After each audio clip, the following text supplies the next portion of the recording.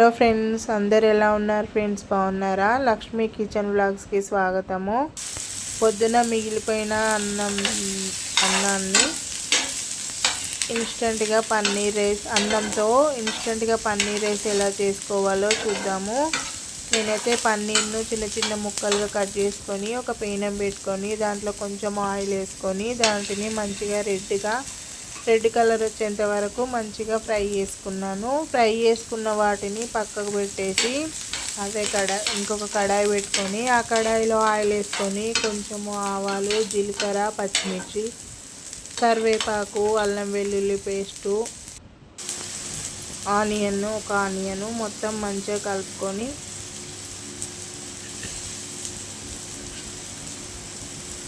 కలుపుకొని దాంట్లోనే కొంచెం పసుపు వేసుకోవాలి. పసుపు వేసుకొని ఈ ముక్కలను మళ్ళీ ఆ ఆయిల్లో ఆనియన్స్తో పాటు మంచిగా మగ్గించుకోవాలి ఫ్రెండ్స్. మంచిగా మగ్గించుకున్న తర్వాత ఒక 2-3 నిమిషాలు ఈ పన్నీర్ ముక్కలన్నీ ఆయిల్లో మంచిగా మగ్గిన తర్వాత ఒక స్పూన్ కారం వేసుకోవాలి. ఒక స్పూన్ కారం వేసుకొని టేస్ట్కి తగ్గట్టుగా ఉప్పు వేసుకోవాలి. ఉప్పు వేసుకొని ఒక 5 నిమిషాలు మంచిగా ఆయిల్లో కలుపుకున్న తర్వాత ముందుగా మళ్ళీ మనము అన్నాన్ని పొద్దున మిగిలిపోయిన అన్నంతో నేను వేడివేడి అన్నంతో చేసినా కూడా చాలా బాగుంటుంది.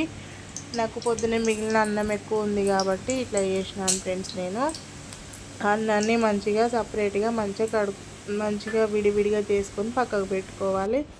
ఈ కడాయిలో నాకు అన్నం సరిపోదనిపించింది, అందుకని చెప్పి ఇదంతా మంచిగా ఫ్రై అయిన ఆనియన్స్, పచ్చిమిర్చి, పన్నీర్ ముక్కలు ఇవన్నీ మంచిగా అయిన తర్వాత ఆ గిన్నెలోకి ట్రాన్స్ఫర్ చేసి మంచిగా కలుపుకొని లాస్ట్కు కొంచెం ధనియాల పొడి, కొంచెము గరం మసాలా, వీడియో స్కిప్ అయినట్టుంది ఫ్రెండ్స్, గరం మసాలా వేసి కనబడలేదు ఇందులో, వేసుకొని మంచిగా కలుపుకోవాలి. చివరిలో కొత్తిమీర వేసుకొని ఒక 2-3 నిమిషాలు కలుపుకొని దించేస్తే ఎంతో టేస్ట్గా ఉండే పన్నీర్ రైస్ రెడీ. చాలా బాగుంటుంది ఫ్రెండ్స్, మీరు కూడా ట్రై చేయండి. నచ్చితే లైక్ చేయండి. మీరు మిగిలిపోయిన అన్నంతో ఏ రకాలైన వెరైటీస్ చేస్తారో కూడా కామెంట్ బాక్స్లో కామెంట్ చేయండి ఫ్రెండ్స్. నేనైతే సింపుల్గానే చేసిన, వేరే tomato sauce, soya sauce, vinegar ఇవన్నీతోనే చేస్తారు, కానీ నాకు మాత్రం నా ఇంట్లో ఉండే వాటితోనే చేసిన ఫ్రెండ్స్. నాకైతే అలాంటి సాసులు అయితే లేవు. ఒకవేళ తీసుకున్నా ఒక టమాటో సాస్ తీసుకుంటా, సోయా సాస్ తీసుకుంటా, కానీ వెనిగర్ అయితే తీసుకోలేను నేను ఇంత మట్టుకైతే. సాధారణంగానైతే నేను ఇంట్లో ఉండే వాటితోనే సింపుల్గానే చేయడానికి ప్రయత్నం చేస్తా. అట్లా వేసుకుంటేనే మన హెల్త్కి కూడా చాలా మంచిది. అందుకని చెప్పి నేను లేని వాటి కోసం అయితే ఎక్కువ ఆరాటపడను. ఉన్న వాటిలోనే నాకు ఇంట్లో ఉండే వాటితోనే చేసి నా పిల్లలకు, నా భర్తకు తినిపిస్తాను నేను. కానీ చేసేంత మట్టుకైతే నీట్గా టేస్టీగా చేసుకోవాలని చూస్తాను నేను. నా వంటలు మీకు నచ్చినట్లయితే కామెంట్ చేయండి ఫ్రెండ్స్. లేదంటే నేను చేసే వంటలలో ఏదన్నా మిస్టేక్ ఉన్నా కూడా కామెంట్ రూపంలో తెలియజేయండి. ఎందుకంటే తెలియనప్పుడు తెలుసుకోవడంలో తప్పేం లేదు ఫ్రెండ్స్, దాంట్లో ఫీల్ అవ్వాల్సిన అవసరం ఏం లేదు.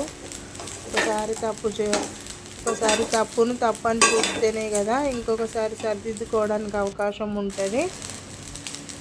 అందుకని నాకు రాని వంటలు, నేను చేసే వంటలలో ఏదైనా మిస్టేక్ ఉంటే కామెంట్ రూపంలో తెలియజేయండి. నేను మళ్ళీ ఇంకోసారి అది రిపీట్ కాకుండా చూసుకుంటా. నేను చేసే విధంగానే చేయాలని ఏం లేదు కదా, వేరే వాళ్ళు ఎలా చేస్తారో కూడా తెలుసుకోవాలి కదా ఫ్రెండ్స్. అందుకని అంతే ఫ్రెండ్స్, ఒక గిన్నెలోకి తీసుకుంటే వేడివేడిగా పన్నీర్ రైస్ రెడీ అయిపోయినట్టే. చాలా టేస్ట్గా ఉంటుంది. సేమ్ మన ఎగ్ రైస్ ప్రాసెస్ ఎట్లా చేసుకుంటామో అలానే చేసుకుంటారు. బాగుంటుంది ఫ్రెండ్స్. బాయ్. మరి మరొక వీడియోతో మళ్ళీ కలుద్దాం. Thank you for watching. Bye మరి.